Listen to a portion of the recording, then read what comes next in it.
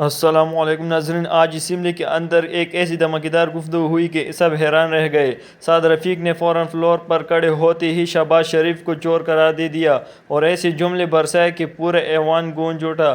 ہر لفظ نے ماحول کو اور تیز کر دیا اور دیکھنے والے سوچنے پر مجبور ہو گئے کہ آخر اصل سچ کیا ہے۔ آئیے ویڈیو کو پلے کرتے ہیں۔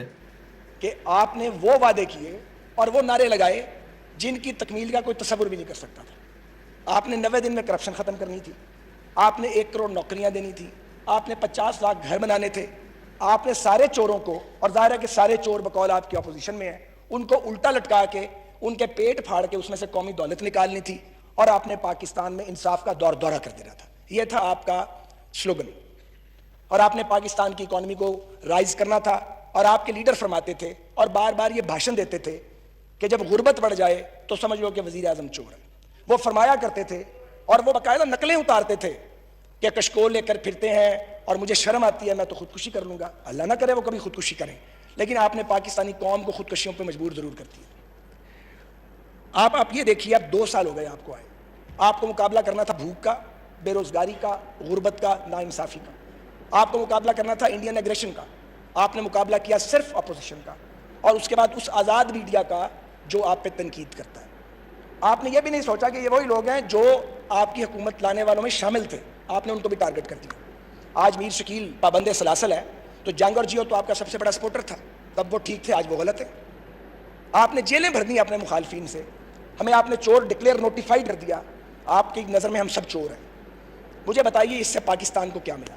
آپ نے کرپشن کی رقم جو آپ بتاتے تھے، کون سا ٹکا آپ نے ریکور کیا؟ آپ کے حالات یہ ہیں کہ بجٹ سر پہ ہے، شہباز شریف کو پکڑنے کا بڑا شوق تھا، بجٹ گزار لیتے۔ آپ میں اتنی قوت برداشت بھی نہیں ہے، آپ نے قائد حزب اختلاف کو وہاں پہ لے جا کے جیل کے کنارے پہ کھڑا کر دیا، اب عدالت سے وہ ضمانت پر ہے، کورونا کا وہ مقابلہ کر رہے ہیں۔ ہم میں باری باری سارے اپنی باری دے آئے ہیں، تو جناب چیئرمین باری دے کے پھر یہیں کھڑے ہیں، پھر بھیج دیں گے باری دے کے پھر واپس آ جائیں گے۔ آپ کو یہ حقیقت پتہ نہیں لگتی کیا؟ مجھے پیپلز پارٹی والوں کو اس وقت خوش نہیں کرنا، لیکن ریالٹی یہی ہے کہ اگر ضیاء الحق کا بدترین مارشل لاء پیپلز پارٹی کو ختم نہیں کر سکا تو پھر کسی سیاسی حقیقت کو کوئی ختم نہیں کر سکتا۔ یہ سچ ہے۔ میں اس وقت پیپلز پارٹی کے بڑے بدترین نقادوں میں تھا، سیاسی طور پہ اب بھی اختلاف ہے، ضیاء الحق کے خلاف تھا، لیکن خوش بڑے دل میں ہوا کرتے تھے۔ پیپلز پارٹی نظر ہی نہیں آتی تھی، نظر ہی نہیں آتی تھی کہیں پیپلز پارٹی۔ اور جب محترمہ آئیں تو مجھے وہ دن یاد ہے 10 اپریل 86 کا، ہر طرف پیپلز پارٹی کی اور ہماری مخالفت کے نعرے لگ رہے تھے اور ہمارا کچھ نہیں تھا۔ یہ عوامی طاقت ہے۔ آپ کو پتہ ہے آپ کے ساتھ یہ ہونے والا ہے، یہ ہونے والا ہے، اور یہ اس کی انڈیکیشنز بڑی واضح ہیں۔ کل جو راجہ ریاض صاحب اور خواجہ شیراز صاحب نے گفتگو کی کیپٹل ٹاک میں، وہ پرانے پارلیمنٹیرینز ہیں، وہ کوئی مذاق ہے؟ آپ کے وزراء جو ایک دوسرے کے بارے میں آ کے میڈیا پہ بات کرتے ہیں، یہ تو کبھی تماشا دیکھا ہی نہیں ہے کہ صوبے کا وزیر مرکزی وزیر کو ابیوز کر رہا ہے، مرکزی وزیر اپنے پارٹی کے 2 لیڈرز کو ٹارگٹ کر رہا ہے، ٹھیک ہے، لیکن یہ انڈیکیشنز بڑی کلیئر ہو گئی ہیں۔ میں آپ سے یہ گزارش کرنا چاہتا ہوں، ہم نے آپ کو نہیں گرانا، ہم لوگ کانفیڈنس نہیں لا رہے۔ آپ کا یہ خیال ہے کہ ہمیں مقدمات میں پھانس کے ہمیں انگیج رکھیں انگیج، لیکن میں آپ کو بتاؤں، آپ کمبل کو چھوڑیں گے، کمبل آپ کو نہیں چھوڑے گا۔ حکمرانی کا کمبل آپ کی جان نہیں چھوڑے گا، جان چھڑائیں گے۔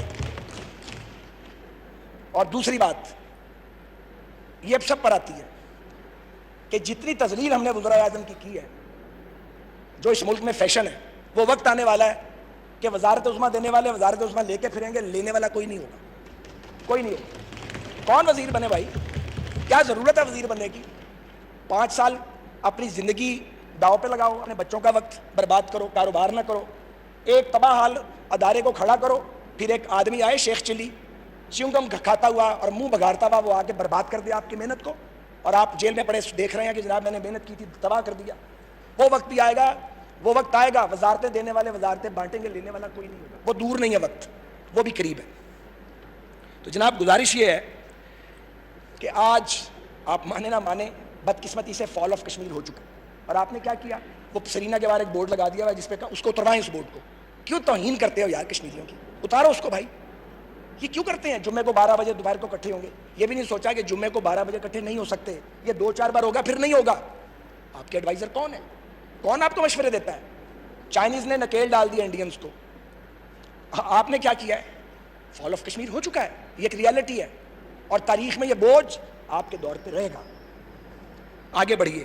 ٹڈی دل آیا, کچھ چلا گیا, کچھ مر گیا, کچھ بریدنگ یہاں پہ ہوتی رہی, آپ لوگ سوئے رہے, آپ لوکسٹ کا مقابلہ ہی نہیں کر سکے, اربوں روپے کی فصلیں وہ اجاڑ گیا ہے, اور آپ نے سارا کام اب NDMA کے سپرد کر دیا ہے.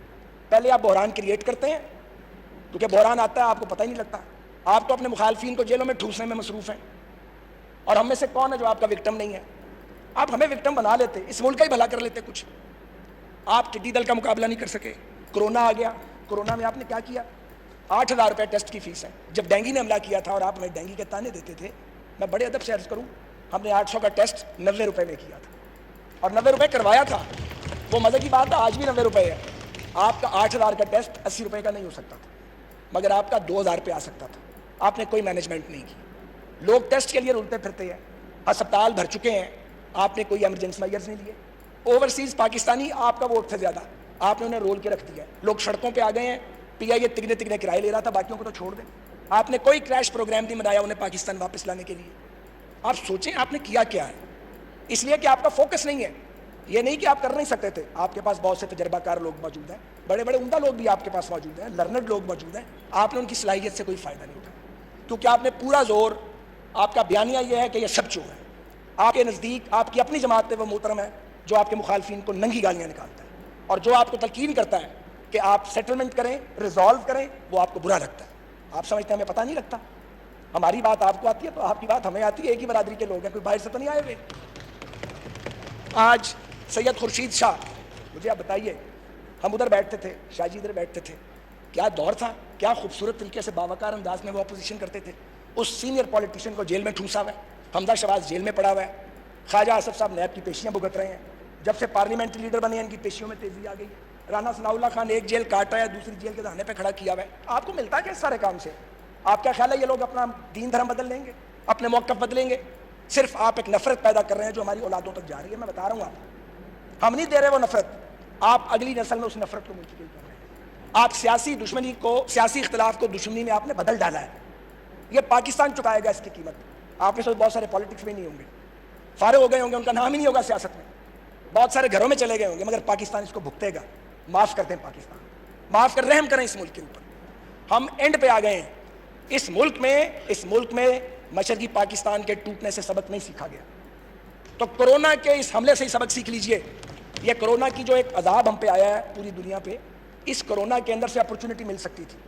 ہر مشکل میں ایک اپرچونٹی ہے, مگر آپ کے پاس وہ کیپیسٹی نہیں ہے. آپ تو بات چیت کرنے کی پوزیشن میں نہیں ہیں, آپ اس پوزیشن میں نہیں ہیں کہ آپ اپوزیشن کے ساتھ قومی معاملات پہ گفتگو کر سکیں. 11 ووٹوں کی آپ کی حکومت ہے, وہ 11 بھی آپ کے اپنے ووٹ نہیں ہیں. آپ کو بھی پتا وہ ووٹ کہاں سے آئے ہوئے ہیں, اور ہمیں بھی پتا کہاں سے آئے ہوئے ہیں. کوئی 2/3 میجورٹی ہوتی ہے, تو 2/3 میجورٹی بھی نہیں چلی. 2/3 میجورٹی کا جو یہاں حشر ہوا تھا وہ بھی تاریخ کا حصہ ہے. آپ کس غلط فہمی کا شکار ہیں؟ میں آپ سے صرف یہ عرض کرنا چاہتا ہوں کہ فال آف کشمیر کے بعد فال آف اکانومی ہو چکا ہے. آج لوڈ شیڈنگ پھر شروع ہو چکی ہے. پیٹرول. ناظرین, آپ نے دیکھا سعد رفیق نے آج اسمبلی کے اندر کس طرح شہباز شریف پر سیدھا حملہ کیا. یہ گفتگو صرف شروعات ہے, اگلے دنوں میں اور بھی بڑے دھماکے ہونے والے ہیں. آپ اپنا فیڈ بیک کمنٹ باکس میں ضرور دیں, اور ملتے ہیں اگلی ویڈیو میں. تب تک کے لیے اللہ حافظ.